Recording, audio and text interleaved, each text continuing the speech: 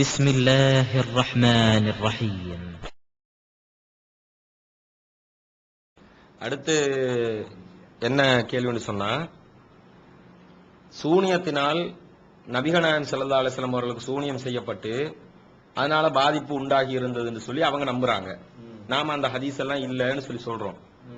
அதுக்கு சொல்லக்கூடிய ஒரு காரணம் என்னன்னு சொன்னா, அப்படி உண்மையிலேயே நபிகள் நாயகம் ஸல்லல்லாஹு அலைஹி வஸல்லம் அவங்க சூனியத்தினால பாதிக்கப்பட்டிருந்தால், நபிகள் நாயகம் 5 நேரம் தொழுகைக்கு போயிருக்கிறாங்க, மக்களோட ஒண்டி இருந்திருக்கிறாங்க, இதுல வகியிலேயே சந்தேகம் வருமே, இறங்கின குர்ஆன்லயே சந்தேகப்பட வேண்டி வருமே என்று சொல்லி ஒரு கேள்வி வருகிறது. அதுக்கு அவர் என்ன வார்த்தை வைக்கிறாருன்னு சொன்னா, அல்லாவே குர்ஆன்ல திருமறை குர்ஆனை பாதுகாக்கிறதாக அவனே வாக்குறுதி வந்துட்டான். அல்லாவே பாதுகாப்பேன்னு சொன்னதுக்கு அப்புறம் முதல் விஷயம் நாம அதை பத்தி யோசிக்க தேவையில்லை. அல்லாஹ் எப்படி குர்ஆனை பாதுகாப்பான் சம்பந்தப்பட்ட வசனங்கள் எல்லாம் சொல்றாரு. சொல்லிட்டு அதுல ஒரு முக்கியமான இதுக்கு முதல்ல ஒரு விளக்கம் சொல்லணும். அல்லாவே பாதுகாப்பான்னு சொல்லும் போது அப்ப நம்ம சூனியம் நபிகள் நாயகத்துக்கு பாதிப்பை உண்டாக்கி இருந்தாலும் அதுல வஹிக்கு எந்த பாதிப்பும் வரலங்கிறது அவருடைய ஒரு வாதம். நாமே குர்ஆனை இறக்கி வைத்தோம். இன்னா நஹனு நஸ்ஸல்னா ذிக்ர வ இன்னா லஹு லஹாஃபிதூன். இந்த ذிக்ரை நாமே இறக்கி வைத்தோம், நாமே பாதுகாப்போம் என்று அல்லாஹ் சொல்கிறான். அதனால் அல்லாஹ் பாதுகாப்பான். மறதி வந்தாலும் பாதுகாப்பான் என்று அவன் பொருட்படுத்ததால் பாதுகாப்பான். எனவே நாங்கள் முஹம்மது நபியை நம்புகிறோம். ஒலியிலே களங்கம் பெறாமல் பாதுகாக்கிற பொறுப்பை அல்லாஹ் எடுத்ததால் புகியில் களங்கம் பெறாதே. அவர்கள் குர்ஆன் என்று சொன்னதால் அதை குர்ஆனாகவே நம்புகிறோம் என்ற பதில் தானே உங்களுடைய பதில். ஏன் அந்த பதில் இதுக்கு பொருந்தாதா? 23 வருட காலத்திற்கு பொருத்தமான பதில். மறதி வந்தாலும் அல்லாஹ் பாதுகாப்பான் என்று பொறுப்படுத்தியிருக்கிறான். அதனால் அவன் முன்னுக்கு பின் சொல்வதெல்லாம் நேற்று ஹலால் என்றதை இன்று ஹராம் என்று சொன்னது அது முரண்பாடல்ல, இறைவனிடம் இருந்து வந்த வகைதான். அதப்படி நீங்கள் சொல்வீர்கள் என்று கேட்டால் இல்லை, அல்லாஹ் பாதுகாப்பேன் என்று பொறுப்படுத்தான், ஆனால் நாங்கள் நம்புகிறோம். அப்ப 23 வருடத்தை பாதுகாத்தவனுக்கு சில குறிப்பிட்ட தினங்கள் பாதுகாப்பது கஷ்டமா?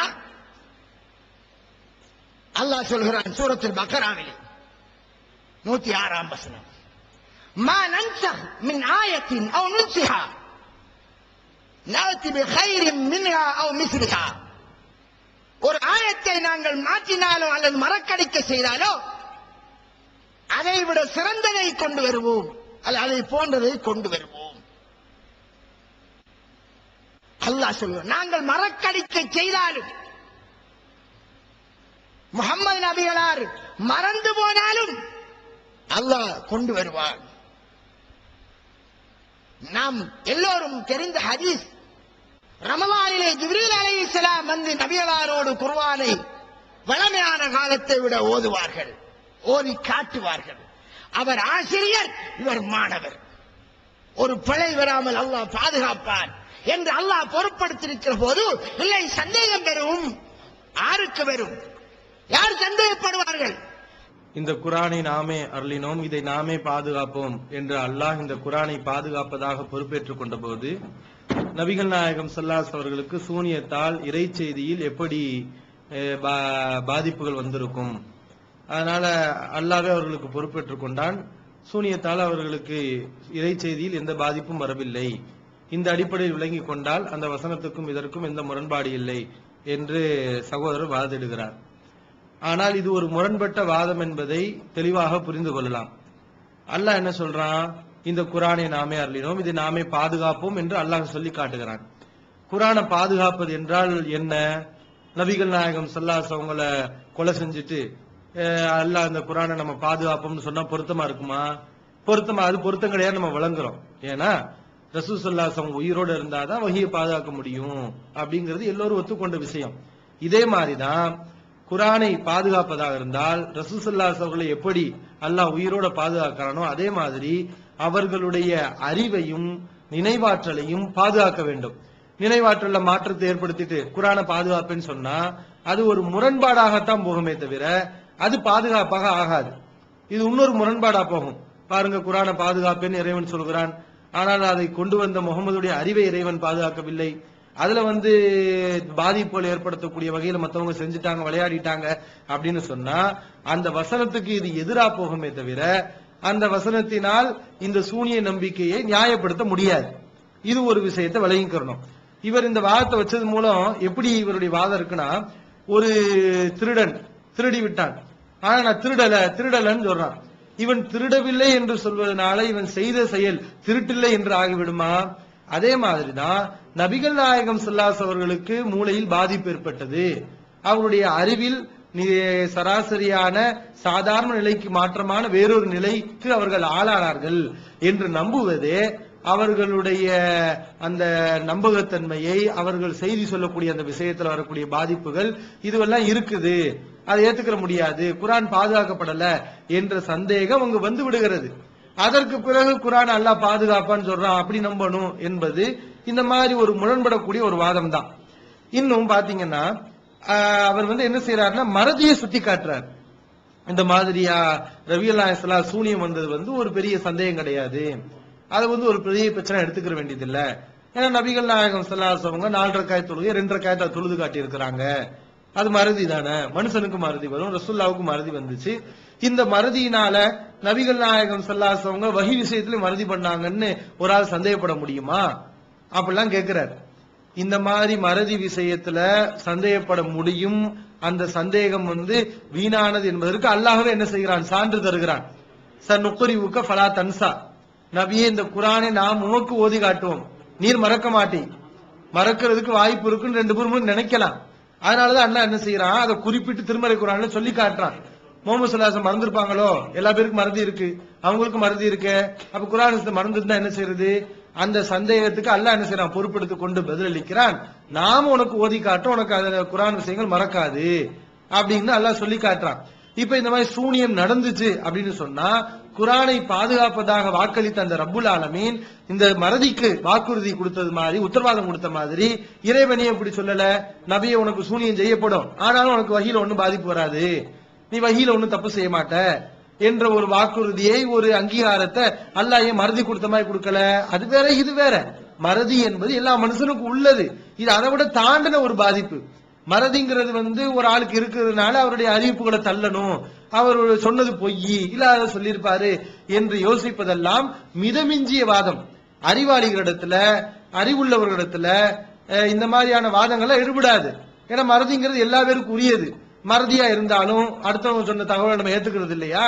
உலகத்துல எல்லா மனுஷன் மறதி உள்ளவன் தான், ஆனா மறதின்னு சொல்லி சந்தேகப்பட்டுக்கிட்டே எல்லாத்தாலும் நிராகரிச்சிடுறோமா? அப்ப மறதி மனுஷன் இருக்குது, அதெல்லாம் ஒரு குறையா உலகத்துல யாருமே எடுத்துக்கிறது இல்ல. அதனால செய்திக்கு பாதிப்பு வரும் என்று யாரும் நம்புறதும் கிடையாது. இந்த மறதியை பொறுத்தவரை அது கூட ஒரு மறதியா இருந்தாதான் பாதிப்பு ஏற்படுத்தாது. ஒரு ஆள் நபிகள் நாயகம் ஸல்லல்லாஹு அலைஹி வஸல்லம் 4 ரக்காயத் தொழுது 2 ரக்காயத் தொழுதாங்க ஒரு நேரத்துல, சரி இது மறதி தான். இது சராசரியா எல்லா மனுஷன் இருக்கிற மாதிரி ரசூலுல்லாஹ்ட்ட இருக்குது. இது ரசூலுல்லாஹ்ட்ட மட்டும் இல்ல, ரசூலுல்லாஹ் மனிதர் தான், எல்லா மனுஷன் இந்த மறதி இருந்துச்சு, நபி ஸல்லல்லாஹு அலைஹி வஸல்லம் இருந்துச்சு. அதனால எந்த ஒரு மனுஷனும் இந்த விஷயத்தை வச்சு ரசூலுல்லாஹ்வை அவங்க சொன்னதை ஏத்துக்க முடியாது என்று சொல்ல முடியாது. அப்படி சொன்னால் எல்லா விஷயத்தையும் எந்த மனிதனுடைய சொல்லையும் அதை ஏற்றுக்கொள்ள முடியாது.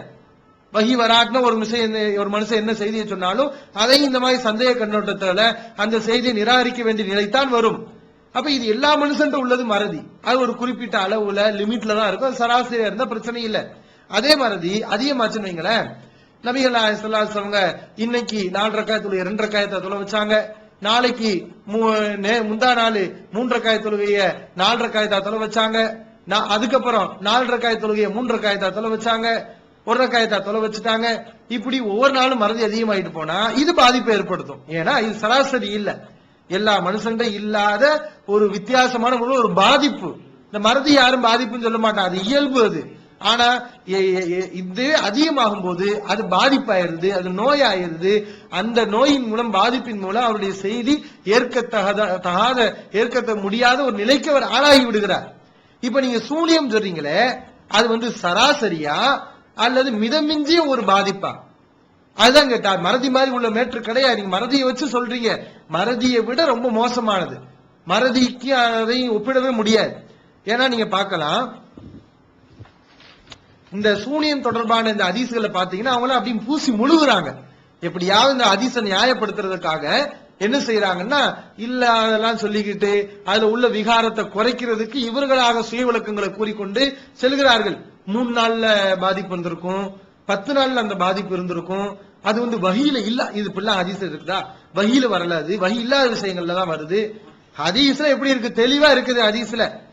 அன்னஹு இன்னஹு லா யுஹய்யலு இலைஹி அன்னஹு யஃபாலு ஷைய வமா ஃபஅலஹு. பொதுவா தான் வருது.